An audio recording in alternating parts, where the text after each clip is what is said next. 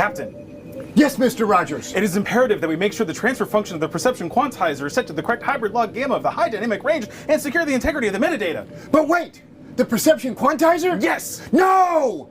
But wait, what is the perception quantizer? And what are we doing today? Hello, I'm Brent, and welcome to Metro Home Theater Tech Tips. I'm Adam, and today we're going to have some fun because holy smokes. Yeah. There's a lot of information that we have to go over. We're going to turn this back down again. We're on the bridge of the Enterprise, as you can tell today. So we're having a good time. Background noise. Oh, yeah, it's great. And wait, before we get into it. Yes. First off, everybody, thank you for joining us for the past year. Yep. This has been an awesome experience for both Adam and I, and the year you have grown, you've joined us, you've brought more people in. It's been a lot of fun. We've done a lot of cool topics. Yes. And we have a lot more coming. But before we get deep into the next one, let's step back a week, 2 weeks actually, to the last one. Yeah. As we open up most of our broadcasts, we always say, if we've done something wrong, please let us know. Let us know. And we did. We generally hope you don't call us. But we got an email that was very polite. And first off, thank you very much to David from CEDIA for watching. Yes, so David... That made my day. David, I do apologize. I don't think I ever asked you to pronounce your name for me. David Meyer from CEDIA. He's actually kind of one of the HDR gurus. Yeah, the instructors. Over there at CEDIA, the instructor.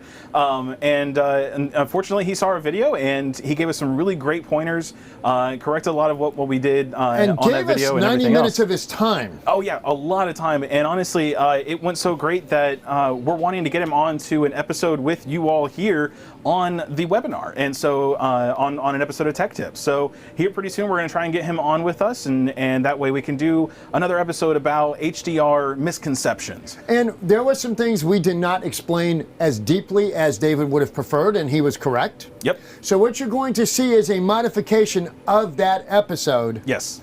Probably in the next month or so, because we have to go back, reshoot some stuff, edit some stuff, and change some stuff to make it correct. Yep. And we're very excited about that. Yeah. But it also gave us a lot of knowledge going into this week's episode. Yes. And then Adam, thank you, Adam, has spent many nights studying up on this and has a link that will go up on the website for CEDIA members. Yeah.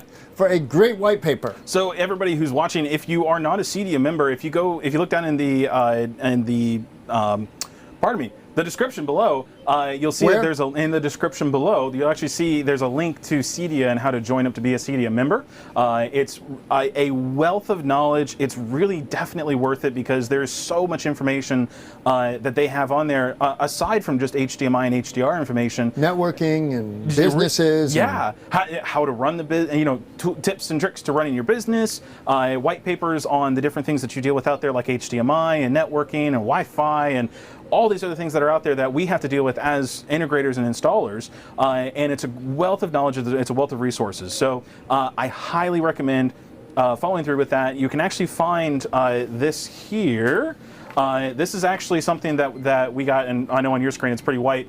It's an Integrator's Guide to HDR Video. This is actually a CEDIA white paper that they had available, and after talking with David, we got that and went through it, and wow. So much good information, so much good it is coming from this, which is one of the reasons that I wanted to do a second video, and I'm really glad that we had an opportunity to do that. So, and more importantly, I'm glad Dave contacted us and gave us the chance to speak with him, because there really was a lot we learned from this gentleman. Yeah, a lot. So as always, everybody, as you're watching the video, if you have any questions about what it is that we're talking about, please put it over here in the chat section on my side. And then if you're watching this after the fact, you can of course put those questions down in the comment section below. It doesn't have to be a question; it could be just a comment about what you've been put up with, or what you've done out in the field, or what you've seen. Let us know. Yeah, we could use a good laugh. Yeah. It's the end of the year. May not even have anything to do with what today's topic is. We always love hearing from anybody who's watching that, and we really appreciate it. Like Brent said, thank you for joining us for this past year. It's been a roller coaster for everybody. And honest to God, it's a pleasure. Adam and I have a blast doing this. We really do. Yeah. The comments, the feedback from the dealers, from the viewers, it makes it a lot of fun. Yeah. So, and don't forget to like us on Facebook. Yep. Twitter, Instagram. Yep. Candygram. Yep.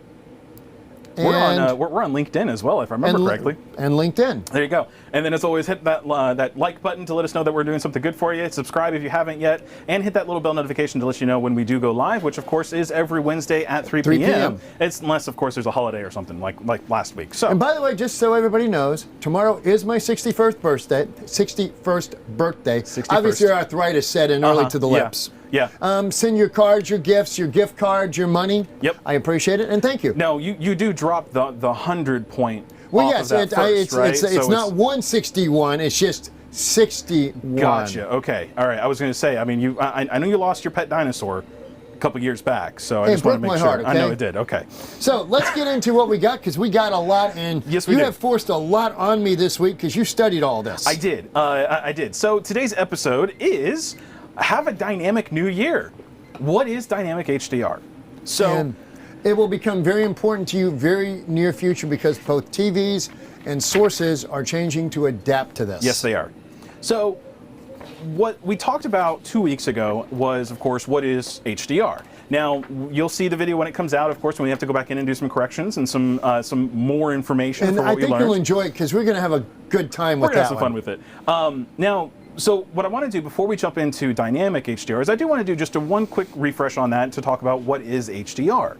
Now, after talking with David, and again, David, thank you so much, there was one thing that I took from this, and actually I'm going to read directly from the white paper, and so this is actually something that helped me to understand exactly what HDR is and a good way to describe it.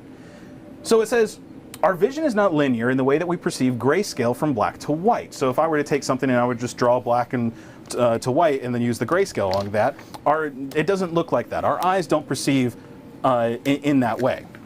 We're more sensitive to the middle range than we are to the extremes at black or white. Therefore, if video systems were made linear, then our eyes would see the mid-range as dominating, and we don't want that. So that's why HDR is so important for TV, movies, any kind of video systems moving forward, games, movies, TV, whatever else is going on. Because when you look at that mid-range, what will happen is it's just like, you and I were talking about this before, it's just like with our ears. When you're listening to something, to music, and you have a flat EQ for that music, if it hasn't been mastered or anything like that from the original recording, you're going to hear a lot of the mid-range. And so if there's anything that's put in there or anything that's added to the sound on either the super low end or on the super high end, you probably will miss out on that, because the mid-range will be that much louder. Unless there's some level of EQ to compensate. Right. And for us old guys, it was called the RIAA curve. Right. Which was for records. And then in the mid-60s and up into the 90s, there was the loudness button. Yep. Which just boosted the bass and treble. Yep. Which is exactly what's happening with our vision, because we're boosting the dark scenes and we're boosting the light scenes up to make it more equivalent to. Right, and boosting may even be the wrong way to talk about it. We're basically EQing the image for our eyes. Is basically what's happening. We're either cutting back on the mid-range to make sure it's not too much, or we're increasing on the other side of it. Now, there's some other things as well that we need to talk about when it comes to HDR. And a lot of that comes down to, again, what the human eye is capable of. So this is really some great information. And again, I pulled this directly from that white page from CEDIA. The human eyes can see at fully dilated a 10,000th of a 10,000th to 1 when it's fully dilated of a nit. Which 1/10,000th of a nit. 1/10,000. Thank you. Yes, 1/10,000th. Which is of a nit. very, very little insignificant amount of light. Yes, it is. Now that's bright. That's dark. So you're in the desert staring at the sun. Exactly. Or damn near. Yeah, exactly. So that's the range that our eyes can see, anywhere from 1/10,000th of a nit all the way up to 100,000 nits. Now that's with our eyes being able to constrict and retract, or constrict, or what's the word? Dilate. Yes, it's constrict or dilate. That's the word I'm looking for. You obviously you're not going to go to the desert after going to the eye doctor. No. Yeah. Don't do that. That's really bad. That's why they give you those like full face, old man glasses. The old man glasses, sunglasses. Now, with that amount of range, that's roughly 30 stops worth of light that you're able to tell the difference on. Now you double the nits to go up and half the nits to go down. When your eyes are fully adjusted. So you're just a half nit? No, that's you. So when your eyes are fully adjusted, meaning that they don't change. So in this aspect right now, I have these lights that are shining directly at me. But if I pick something and point and lock my eyes on it directly and let my eyes set at that dilation, usually it takes about 30 minutes to get an actual true dilation set. But if I were to do that, from that point there, our eyes have a range of about 13 stops from light to dark at that point of dilation.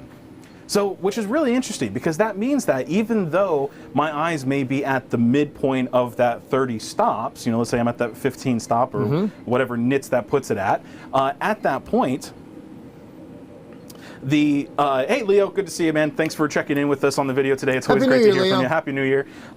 So what's really cool about that is that means that my eyes, even at a fixed dilation, I'm able to see 13 stops of information. Off of that, right. Right. So it moves linearly up and down from whatever position you're at, effectively. Right. So when we talk about that with HDR, especially with static metadata, which is going to be our talking point today, that 13 stops is the reason why HDR is supposed to have a total of 13 to 14 stops minimum. It can go higher than that because at 10 bits you actually wind up with 20 stops. I had some really great conversations with David. In the video that we do that corrects what we did on the last video, you'll see we'll get into more detail about that. I'm not going to talk about that today. So the difference between HDR and dynamic HDR is the dilation of our eyes. It's not, but it is. So when you have that 13 stops, that's like locking it in. For the static metadata of HDR, I have one whole movie. And so what happens is that the director or whoever else, or the cinematographer or whoever else, is going through the movie and saying, okay, I'm going to lock it into this range here, right? So that means for that entire movie, I'm locked into that many stops. This is the brightest it's going to get. This is the darkest it's going to get. Right. And this is an averaging of it. Right. So with that, the problem that they have, of course, is that in some scenarios, they may have a super, super bright portion of their movie, and they also may have a super, super dark portion of their movie. So before we go into that, I really want to jump into something that we hinted at towards the end of the last episode, and that was HLG. So we're going to stop our discussions on dynamic HDR, and we're going to talk about HLG first. Because HLG works across all the platforms currently, both HDMI 2.0 and 2.1. Yes, as well as the HDR10 and HDR10 Plus, as well as Dolby Vision, but we'll get into that as well. So the first question is, what is HLG? Brent, do you know what HLG stands for? I do know what that one, hybrid log gamma. Good job. So, wow, I feel so much better now. Thank you. You're welcome. Yeah. So now, do you know who? Should I just slink off now? And sure, go for it. Yeah. Good job. Thank you. So, do you know who it was designed by? BBC and NHK. NHK. So, where's NHK? Is out of Japan? That's Japan. That's the Japanese national network, and the BBC is the British national network. Yep. Which BBC, and in fact, NHK was very strong in the development of high definition back in the 80s. Yes, they were. And the BBC also with high definition, but pretty much every major audio has come out of the BBC that we consider now standard. Yep. So when we look at... And of course, Doctor Who. HLG, one of the things that you and I, towards the end of the last episode, we actually had a little bit of a disagreement of whether or not HLG uses metadata. Now, the truth of the matter is that we were both right. And both wrong. And both wrong. Because HLG does not need metadata, and in fact, in most cases, does not use metadata. Now, the reason that the metadata is important when it comes to HDR is because the metadata is what tells the display how to light everything, how, what parts do we have to have lighted. What the parameters we're operating with. Exactly. What are the parameters that we're working with? Now, if you don't have that metadata, that's where you run into problems with normal HDR10 or HDR10 Plus or Dolby Vision, where you turn the system on and you may get the little thing on the screen that says, hey, this is HDR10, but it looks really dull, looks really dark, or looks wrong, right? Now, what's really great about that is that what's happening there is the metadata is either corrupted or it's missing. And in those instances, that's what it looks like when it's gone or missing, except for the fact that now with HLG, you don't need it. It's not necessary. And the reason why it's not necessary is very simply, they want to make sure it's backwards compatible. They want to make sure that they can go ahead and say, hey, you have an old CRT tube TV sitting inside, some random bedroom that you stuff the guests in when they come over for Christmas. That's okay, because you can actually watch HLG media on that TV. An SDR TV. With an SDR TV. So you don't get the HDR portion of HLG on that TV because it's just not capable of displaying it. Now, it's also a whole lot easier on the record side. Yes, it is. Because it's essentially a fixed value that's just applied generically over the content. Right. Now, if you have all ever done anything when it comes to video systems or getting things up and running for video systems, you're aware of like white balancing, of coloring, of everything else to make sure in the iris settings and the focus and everything else. So what happens is that normally during the setup process, they will go out there, especially let's use like the NFL as an example. What they'll do is they'll have all the camera operators come in. They'll put this big giant white sheet in the middle of the football field, and what they'll do is they'll use that white sheet as the white balance focus point for the entire game. Which we do with the whiteboard on our table in front of us. Yeah, and every once in a while I'll have you sit back here and hold up the whiteboard so that we can have that for for it to match. So the reason why that's important is because that sets everything across the board to the same white balance. Otherwise, you wind up with something that's a little bit warmer or a little bit colder in color compared to each other. And so when it's flipping back and forth between the different cameras, showing the different angles of the football players or whatever else, you're going to wind up with one that looks a little bit more muddy versus one that looks a little bit more crisp, or one that looks super blue or one that looks a little bit redder. And so in that aspect, you need to make sure that it's balanced. That way you don't have some jarring effect between the two, between everything that gets jumped back and forth. So with HLG, that's that one more step with that. So what will happen then, of course, is that with HLG, during the setup process for the video, they'll go out there and they'll actually set the parameters for the HLG setup. Now, I don't know the process for that. I didn't get into that. I don't know what they do exactly for setting that for it. If I understand correctly, I believe they use that white balancing portion of it in order to get that set up correctly. So with that, then what they do at that point is they set the value for that. And then from there they go and they broadcast. And that's basically it. Now let me ask you a question. With HLG, if you're playing back on an SDR set, because we have a fixed value, there's no metadata to tell the TV yay or nay what's going on, does it affect the picture on a standard definition display? It does. And in fact, I'll show you this here. So on this screen here, what you should be seeing on your screen is actually really interesting. Wow, I did a nice lead in there, didn't I? That was great. You didn't even know you were doing it. I know, that was perfect. So what you're seeing on your screen here, this is the difference between an SDR gamma curve and a hybrid log gamma. Now on this screen here, what you see in the circle there is a difference between what's happening. So the red line, that is our gamma curve for SDR. Let's see, we're going to step back there to that real quick so we can make sure to get back on. Is that going to come on up on the screen? Come on. Come on. I don't think it's going to work for me. Anyways, let's draw it here. So what happens with that gamma curve? Yeah, you can just wipe that out. And we're going to go here. There we go. Okay. So with the gamma curve, or with the HLG, the way that it works is a standard SDR gamma curve. It starts down here at 0, and then there's 1, and then you've also got a couple marks here, and I don't remember exactly what those marks stand for other than the amount of light. Where is it here? There it is. The linear light. That's what this stands for, linear light. Not to be confused with curved light, circular light, or round light. Wasn't that a movie? Curved? No, those curved bullets. Wanted. There we go. Anyways, okay.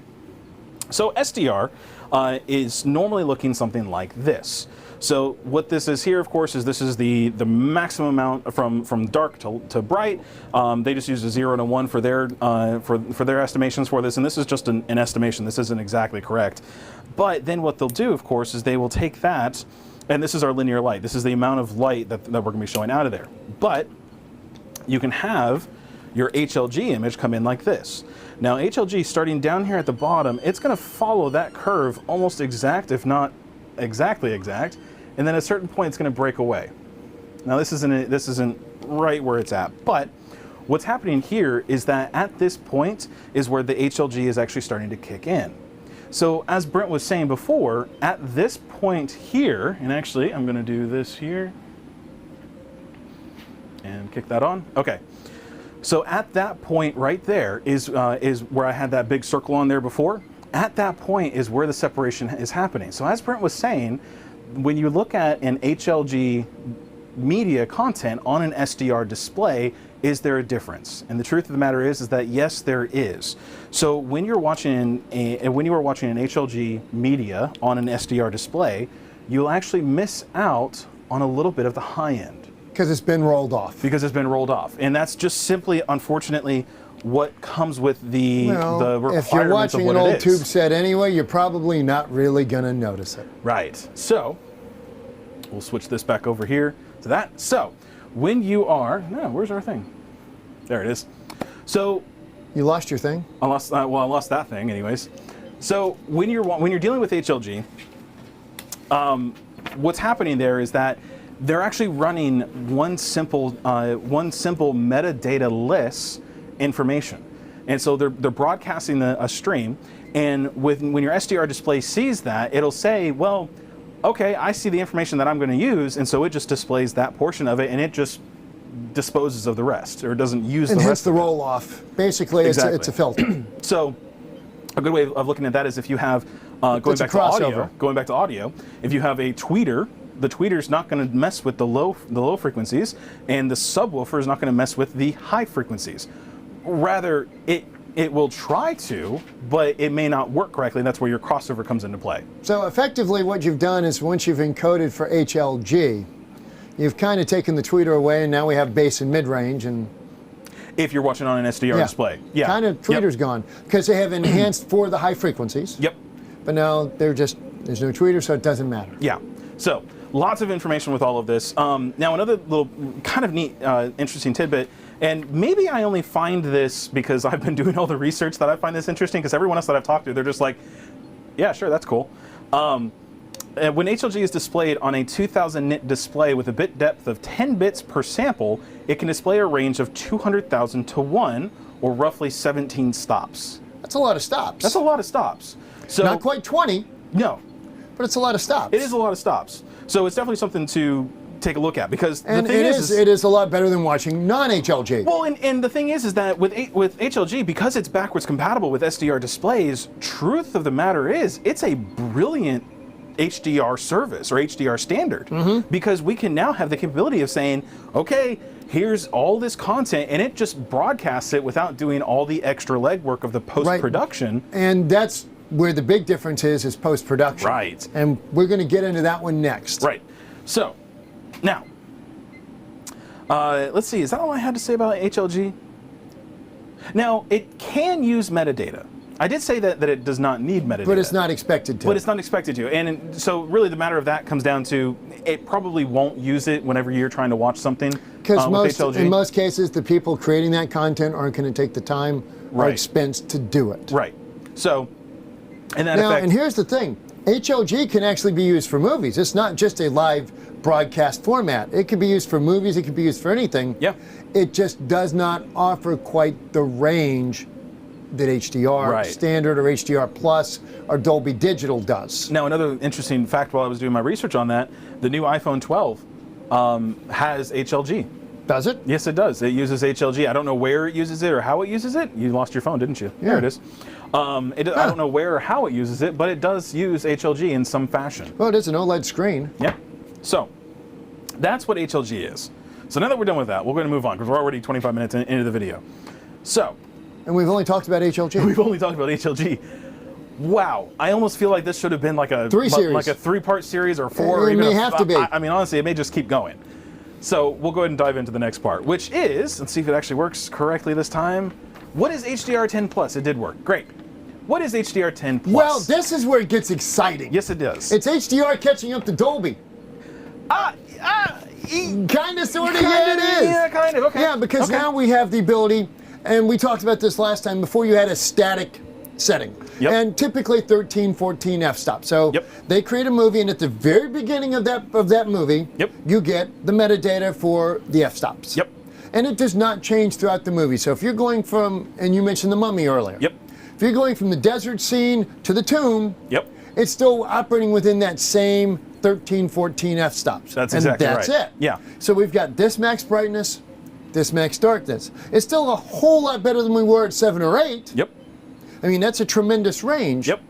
But it doesn't really allow for the changes of stepping outside inside. To inside. So what happens with that, and actually a really good analogy for that I came up with before, was that using the Mummy as an example, that movie, what's interesting is that it's set in the Egyptian desert. However, most of it happens inside of the temples or inside the pyramids where it's really dark. And so what the developers or what the directors and the people who are mastering the video, they'll be able to say, okay, well, the majority of the movie is happening inside the darker regions. There are some bright spots in the movie, so we're going to eschew from the brighter side. You of it. have been waiting all week to use that word. All day, yep, all week, all day. They're going to eschew or get rid of that higher brightness levels and kind of edge more closer to the darker portions of the video. And so they're going to take that 13 f-stops, or again, it could be all the way up to 20 f-stops. But their minimum is about 13 to 14. So what they will do is they'll edge it down to the darker side. Now they won't be completely on the edge of the dark side, all the way down at the 0.0001 nits, but they will be more on the dark side because the majority of that movie happens in the darkness. And so they want to go ahead and say, well, we don't want to lose all that dark definition that's happening there, so we want to make sure that we have that, but we also don't want to, when we go outside to the bright side, we don't have everything going super bright into the sunlight. So what happens next is as we go into the HDR10 Plus, we get into the dynamic range. Dynamic? Yes. So, and what does dynamic do for us, Adam? Okay, so same scenario, we have the Mummy, but now what we're able to do with with dynamic HDR. I won't even say HDR10 Plus yet, because dynamic HDR is really what creates this capability. So we have the Mummy again, and now instead of having to have the director choose where they want it to be at and burn that into place and not let it move anywhere, now from a scene by scene or a frame by frame setting, they can now change it from either the super bright outside portion of it to the super dark inside portion of it. So you actually have a much wider capabilities, because truth of the matter is, unless you have a demo reel of what you're trying to show off, you're not going to have a black side of your screen and a white side of your screen, unless you're trying to show something off. When it comes to movies and TV shows and whatever else, usually you have the scene, which is at an average brightness, then you have a couple darker spots and a couple lighter spots.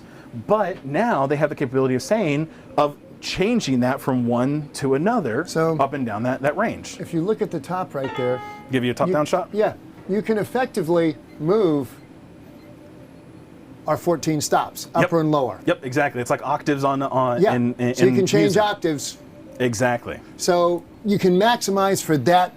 Now, and our original discussion was, is that scene by scene or frame by frame? And I thought it was frame by frame, you thought it was scene by scene. Yep. And it's both. It's both. It's both. So we were both right, and we weren't wrong? No, neither of us were wrong. We just weren't as open-minded. Yeah, exactly. As we should have been. So, and the reason that they normally talk about scene by scene is because the director and the artist that's developing it is going to be able to say, well, this scene's a lighter scene, so in the majority of that scene, it's going to be the brighter side, and then this next one's going to be darker, so this next scene is going to be a darker scene.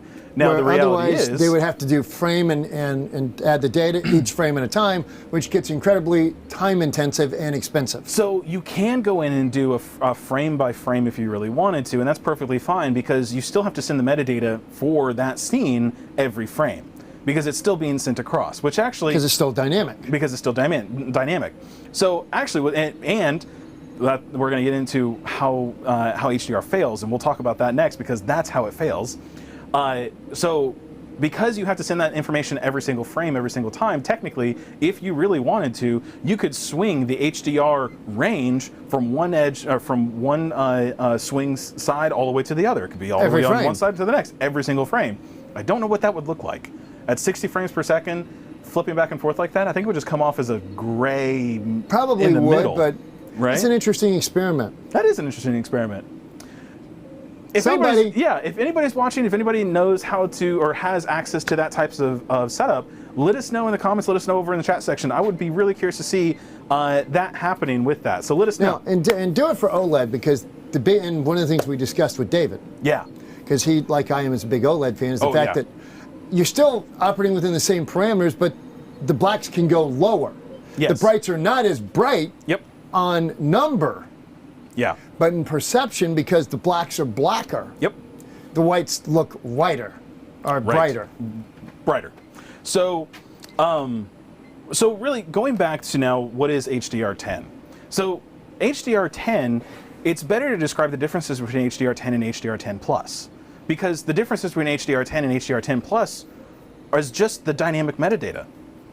HDR10 is just static metadata, which means that I have the entire range of the movie, but it's still set to a specific standard, which in this case, and again, going back on the notes that we had from David, HDR10 is, it's not a 1,000 nit standard like I was saying before. It's 5,000, isn't it? I'm losing it here in my notes. I don't know exactly where it ran off to, but essentially it's the stops. So HDR10 is anywhere has a maximum of about 20 stops, Right. And then it needs a minimum of 13 to 14 stops. And so it's really that range of stops that we really need to worry about, because now that's going to give us the, if we refer back to our human eyes, when they are fully dilated, or when they're locked into a certain level of dilation, that's what we see is between 13 and 14 stops. And so anything a little bit higher than that is going to give us a little bit of dynamic change. So okay, now, number 6. yeah, so there's no standard for 1,000 nit HDR. HDR10 release was being mastered at 1,000 nits. And so Even though it wasn't the standard, that was the standard mastering at the time. That's what, yeah. So, and again, correct us if we're wrong on that. Again, my notes, I was taking notes as fast as I possibly could while we were talking on the phone.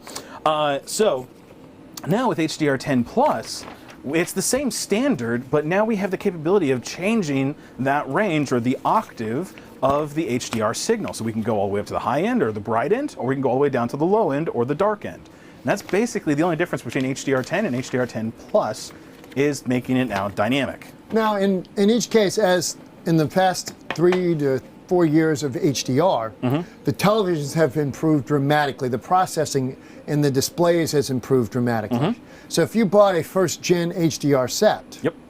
which was probably a lot of money, and you bought a current-gen HDR Plus set, which would be less money than your first HDR set. Yes, it is. Yep. Yep. The new set, even though it is less money and less superior in brand modeling, possibly, Sure. will probably have a better picture. Than what you saw originally, and that's what we run into with a lot of technology moving forward, right? It just continuously does get better and better. Here it just becomes, the top becomes the entry. Yep, exactly. So now we have HDR10 Plus out of the way, because that's basically all that we have with HDR10 Plus. It's the dynamic capability of changing scene to scene or frame to frame. Yeah, HDR10 Plus is an enhancement to HDR10 that allows flexibility and improved image appearance on a wide range of displays. Woo and who? All right, so What's next? Now we get into what is, find my little button here. What Dun, is dun, dun. Dolby Vision? A big argument. Yeah, really it is. And now, actually, we're going to go back in time, because we need to talk about the history of Dolby Vision a little bit. Back in time? Yeah, we're going to go back in time.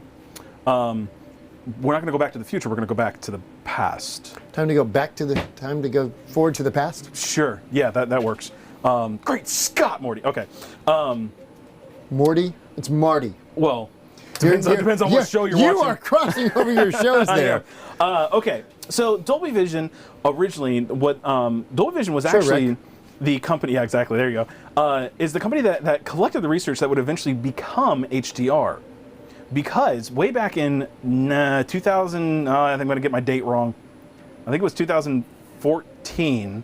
Or shortly before 2014, is when they presented their research that they did, which included the research from a one Mr. Peter Barton from 1999. And there's a great paper from Peter Barton. Oh, it's a great paper. Oh gosh, it's a great paper. There's a lot of math in that one. There is a lot of math, but what Peter Barton did was back in 1999, they did a major study which established the human vision contrast sensitivity. or the dynamic range of the human eye. That's where we found out that, well, the human eye has a maximum range of about 30 stops. And I say about or average because, of course, some humans have the ability to see brighter, some humans have the ability to see darker. Some of us are just old. Some of us are just old who have limited range. And so you have to kind of take an average with that. Now, you'll notice I did not make a joke. I was good, so. The day's young. It is. Like me, not like you. So the Thanks. where am I at? There we go. Okay, so what Peter Barton did, of course, was they put in the research from the University of Eindhoven in the Netherlands. I probably pronounced that wrong. Eindhoven. But what they did was, of course, they found out the Eindhoven. Eindhoven. Okay, so once they found this Barton model for forming the basis of future HDR standards, then Dolby Vision actually came in and did the research for that and presented it to the SMPTE. Brent, do you know what the SMPTE is? Standards for Motion Picture Electronic Television's Industry or something to that effect? Very close. It's the Society of Motion Picture and Television Engineers. Okay. So what they are is they are just a group of engineers and scientists and mathematicians and everything else and researchers who get together and set the standards for motion picture, television, video, film, even certain video games. They'll actually set the standards for that so that everyone can kind of follow that guideline. So then in 2015, they then took that information, took that research, and they put into place the HDR standard of SMPTE 2084. Dun, dun, dun. So this is a lot of just bureaucratic names and numbers and everything else, but I implore you, do some research on this. This is some great information. And it will make you look like a guide to your client. Yeah, if you can get out there and relay this information to your clients, and even more so, if you can get this information and utilize it when you're designing a system to give them the best HDR picture possible. Yeah, so do they get an OLED? Do they get an LED? Do they get side lighting? Do they get backlighting? How many zones of lighting do you? All that plays into this. Did they get a Sony or did they get a Samsung? Well, that's an easy one. We won't go there. So I believe the correct question is, do they get an LG or do they get a Sony? Well, no, not even. Well, okay. So when it comes to that, the reason that I bring that up is because, well, Samsung does not do Dolby Vision. No. But Sony and LG do not do HDR 10 plus. And Vizio does them all. And Vizio is just weird. They do them all. They want everybody to be happy. Yeah. Who'd have thought? So that's what Dolby Vision did. They're actually kind of the grandfathers. They're the reason the HDR is even around, because they did the research, pulled it all together, and said, we need to have a better way to do this. We need to be able to have, because we have TVs and displays now that are having greater and greater brightness values and capabilities than they were ever having before. And so that's why they got together and they put down the information, all the research and everything, and they gave it over to the Society of Motion Picture and Television Engineers, the SMPTE. And it's actually a reasonably adhered to standard. Surprisingly, in our industry, holy crap, they actually did it. They actually got somebody to stick to an idea. So what is Dolby Vision then after that? So Dolby Vision, of course, is the company that handled it, but their standard for video HDR, or for dynamic HDR, what is it? Well, it's slightly different, and there's multiple formats of it, and they're not all compatible, and there is a little bit of a headbutt between them and HDR, but in theory, it should look better. So HDR 10 and HDR 10 Plus is a freemium or a free standard. So meaning that it is open, it's an open standard for anybody to use and apply to their systems. Which brings its own problems. Yes, it does. Versus a closed wall system. Yes. So with HDR 10 Plus and with HDR 10, because it's open, that means that you and I could develop a TV, put HDR 10 inside of that TV or HDR 10 Plus inside that TV, and release it and not pay any extra royalties or fees. Or change it slightly. And we could modify it if we wanted to. To make it our way. Yep. Now, what does Dolby Vision do differently? That's where it comes down. Dolby actually takes your product. Yep. You have to ship it to them, and then they map exactly how your product reacts to the content, and they give you a key that tells you how that product is going to react to the content. Yep, so that key, what happens, of course, is let's say you and I developed a TV and we released it out there. We are not releasing a TV. We are not going to put one out there. Yeah, we are not going to be in that business. We don't want to get into that world of hurt.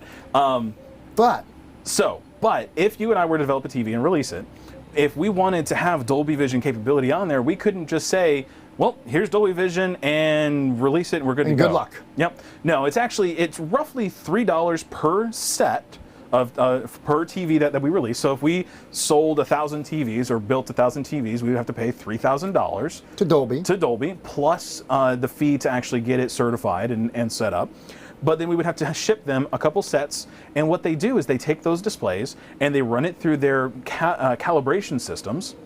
They find out what the capabilities are of the panel that's in the set, of the processor that's in the set, of the inputs, because all of that has an effect on how the picture comes out at the very end. And they do the tone mapping for you. They do the tone mapping for you, and they give you a key that is then applied to the software inside of the TV set that tells the TV, hey, you're receiving Dolby Vision information. Use this to map what you're being given from the Dolby Vision signal. And what is the big advantage of that? Well, it now means that I have the signal is now more consistent from one set to another, from one manufacturer to another, from a TV to a projector. They're as consistent as possible when it comes to that. It also means you're a whole lot closer to seeing the director's vision. Exactly. For that movie. With HDR10 or HDR, it's kind of like the old days. You'd walk into somebody's house and the grass on the field's stupid green, and they're happy with it. Oh yeah. My dad, I set the TV in as soon as I left. Green, green, green, green, green, green, green. Got the green way up there. Green way up there.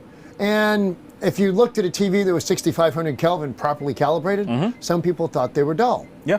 Others thought they were amazing. Yeah.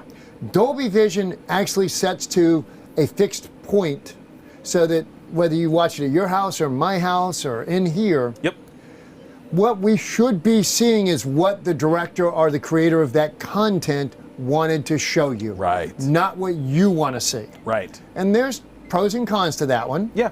Now, of course, that doesn't mean that you can't go in there and change the color and everything else for it, of course. But it does mean that the HDR or the brightness and the different settings for the range are fixed. And accurately fixed. And accurately fixed to what it was from the director. So, yeah, if the director creates a film that has, I'm going to say 20 f-stop capability, and your TV only has 15, that key knows how to deal with that variances between the 20 and the 15 so that you see as close to what he has intended you to see as you can on that display. Yes.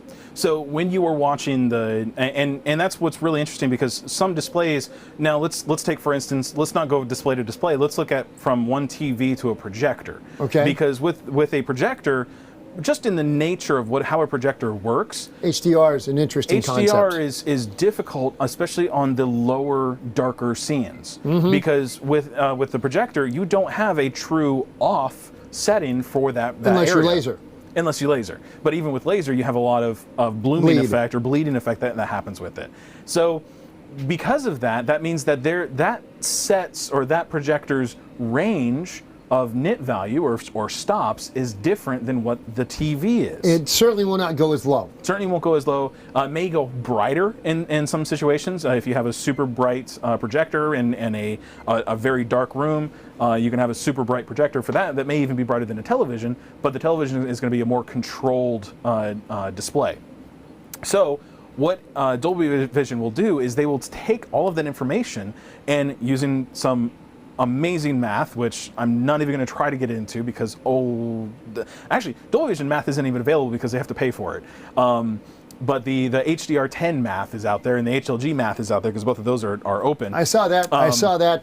And I'm not even going to try. I saw that one on your computer. Yeah, I'm not even going to try to understand that, to be perfectly honest. But what happens there is they will then take all that information, Dolby Vision will take all that information, put it together, and make sure that the display as it comes out is as close as possible to what the director wanted it to be. So that means that when you watch something that has Dolby Vision built into it, you are seeing a really good representation of what the director wanted it to be when it left production. It's interesting because our goal for years has been to get the audio that way, and we can't because of the interaction with the rooms and everything else. And yes, there's all these acoustically adapting programs for your AVRs and stuff. But video is even though it's a more complex signal, it's a much more controllable environment than audio is. So that's basically what Dolby Vision is. So before we go any deeper into that, and before I start getting into things that I don't fully understand yet myself, because again, wow, holy smokes, there is so much information out there. Do yourself a favor, take a long weekend and just dive into all that information. And if you get a chance to do David's class at any of the trainings, yeah, take it. Yeah, at the CEDIA he was trainings. Very personable.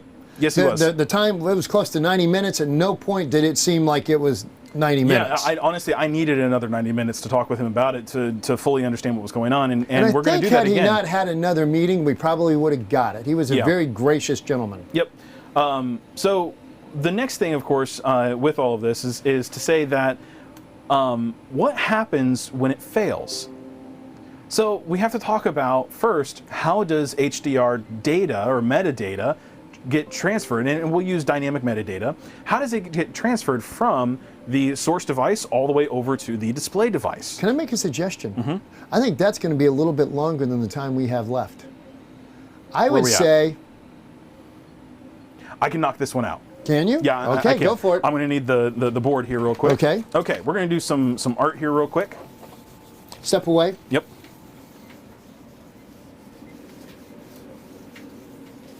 I will step away. Okay, so when you have a display, the display is a fixed size, and in most cases, it is either a 1080p 4K or it's going to be a 8K. New 8K. Now, that means that we have a fixed number of pixels here on the front of the display.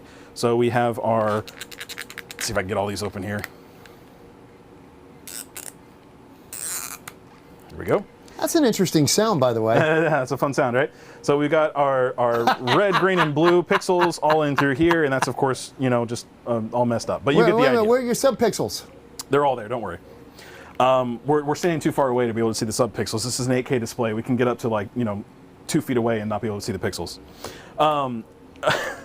You like where, did that work out okay? I'm just going to ignore you on that one.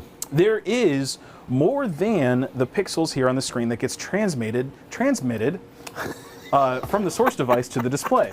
So doing the math, off the top of your head. The overscan pixels. The overscan pixels. Off the top of your head, 1080p is how many pixels? Well, it's 1,000, it's 1920 by 1080. Yep, so whatever the math is on that. Right. Now, that's what you see here on the screen. Now, you do have overscan pixels. Above and below and to the side, that is the data. So over here on the side, like that, and then along the top, and as well, there's a little bit of data down here at the very bottom, you have additional data that is never seen. Well, unless you had your TV overscan setting wrong and you could see the black lines at the top and bottom with the little white squares popping up on occasion. And so every once in a while you may see like a clump of black and white, either down here at the bottom or even up here at the top, and it may be all the way across on one side of that. Now, in most cases you don't see any of that. Now, what's interesting is that audio is what's transmitted normally down these overscan pixels. Now, with the overscan pixels, what that means is that the audio, because it's traveling on the outside of that, it's very similar to how film has always done audio. Along the side. Along the side. And so it just continues to do that when you have the overscan for that. And so it's a standard that everyone has been used to when it comes to for film production, and now they've just extended out into the digital production. So what they've done is they've taken HDR data and they have added it to this pixel information here at the top. Now, if you look at, again, I highly recommend signing up for CEDIA, getting access to their information. They have a really great drawing of what I've just drawn here in that information, or in that packet. Let's see if I can find it here. Did I go too far? The nice thing about it is it's not a pixel to pixel mapping. No, it's not. So, well, you're not adjusting the light per individual pixel. You're setting a standard for the frame. Correct. Yeah.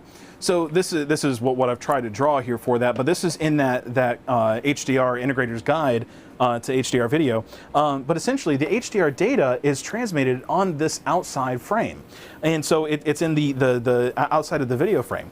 Now, here's what happens. And let's look at it this way. Brent, Adam, what happens when we have high-speed data loss? What does that look like? Come on back.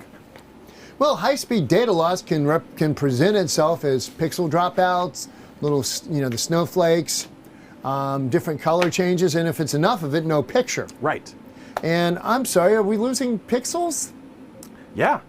So here's what happens. When you are using an HDR signal, those are just pixels of information being displayed outside of the frame of the TV. Covered by video blanking. So what happens then, of course, is that if you have a bad cable, or if you have a bad device, or if you have a device that messes with the data. Design. Yep, if you have a device that messes with the data, maybe even compresses it, that information may get lost, which means, we lose HDR. You lose HDR, you get odd HDR settings. Right. So, it's not down the EDID channels, which is where you would think it would be, but it's not. Because it's not part of... Let me know over in, I'm sorry, let me know over in the chat section here or down in the comments below if you've ever run, you've ever set up a system, all the settings are correct, you've gone into the Oppo Blu-ray disc player and you've set it to auto, 4K, you made sure the HDR, you put an HDR disc in there, your AVR is a 4K HDR capable AVR, you've got a display out there that, it's great, it's a Sony, cannot wait to see this on there. You turn everything on, and you see the Dolby Vision show up on the little infographic display up there, but it looks really dull. It looks like you're missing just a lot of color. It looks like you're just missing everything, right? Now, here's what happens. My projector. Yeah, exactly.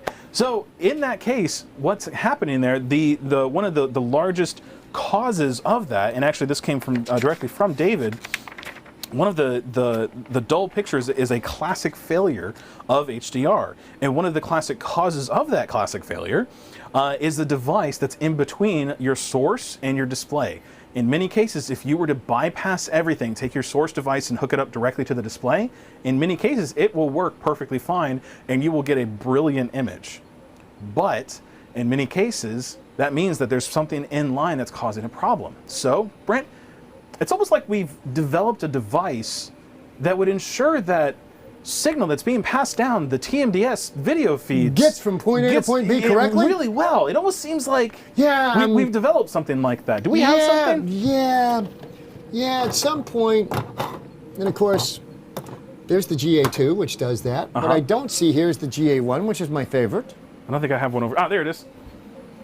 By the way, the GA1, which we have been selling for 5 years now? Something like that. 6 years? 5 or 6 years. Will support up to 24 gigabits. Yes, it will. It's a beautiful device, and it fixes a lot of these issues. And if you need to go to 48 gigabits, yep, what he has in his hand, the GA2, is the correct answer. Yep. So you take a passive cable, plug this in at the display side, make sure to power it correctly, not off the display. Yeah, use it's got a USB power input on it there, and there it is. Use at least a real 1 amp power supply. Which it comes with for the GA2. So make sure you get that plugged in and there. And the GA1. And the GA1. Which for 24 gigs, which is great. And that will take you up there and give you what you were looking for and rebuild all those pixels that are failing. Right. So when you have a failure of some kind with HDR, and because here's what's going to happen, if you don't have HDR, the video content or the color content is still being transmitted. And so it's thinking to itself, well, here's all of that video content. It's not an SDR display, so I need to give it HDR color, but it's not getting HDR right, metadata and because for the it knows it's an HDR display because of EDID. Yes. EDID said, hey, I'm HDR. Yep. It just doesn't do the HDR settings. Right. So you don't get that lighting behind the colors so that you can see the differences in the colors. And it is very dim and very dull and very boring. Yes. Now you get a picture and it comes through, but it may not look right. It's like looking through sunglasses. Right. So basically, that's what you're going to see when there's an HDR failure. Either it just won't work, period, and you won't even get the option to turn on HDR, which in that case, in many cases, that's an EDID failure. And different extenders perform HDR at different levels. Yes, they do. And they have improved over time. Or you're going to get a dull picture where it says, yes, I'm HDR, but it looks extremely dull. Now, a lot of people may have never seen true HDR to see what it actually should look like, and so they'll just assume that's HDR. That's HDR. And they'll just think that they're missing out on something because they just don't see what other people see. And the truth is that they are missing something because that's not what other people see. So, make sure that you have the correct image quality for that. And of course, the last of it comes down to, gee, Brent, did we develop a connecting device of some kind that would connect at a high quality signal between a source device and a display? Is that not what our bread and butter is? That's been our bread and butter since, yes. And I assume you have one over there? I have one here somewhere. Wow. We'll go with this one right here. So of course this is an MHX, but of course we like our VLOX lines, we like our MHY lines, and everything else. we do go up to a full 10 meters. So that's why it's super, super important to Cables have matter. good quality cables and to make sure that you have good devices in line, because if you have something in there that's going to be messing with the data or losing data or something else, you're going to lose HDR. And so we need to make sure we have something in there that's going to fix it. And settings, the EDIT and everything else, make sure your settings are correct. And settings again, are still a big portion of this? Yes, they are. So we have reached another hour. Again. We did it again. So everybody, thank you again for checking in with us. I hope we got some good information across to you. If you have more questions about what we're talking about, you can always reach out to us either through email or the phone. Our tech support line back here, of course, is 386-492-8584. And then, of course, you can email us. I am Adam R. at metrohometheater.com. I'm Brent M. at metrohometheater.com. If you have more questions, of course, we will be happy to... Our number's on the bottom of the screen You there? can see our number right down here.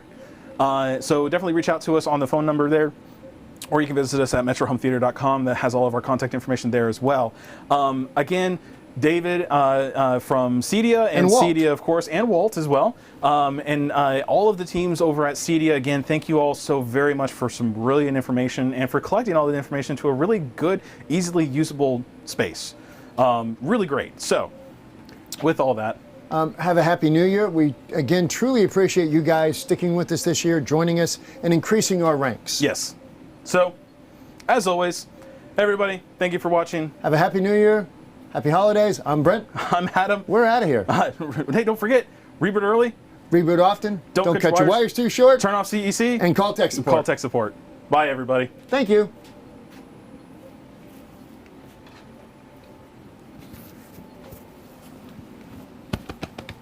I gotta go pee.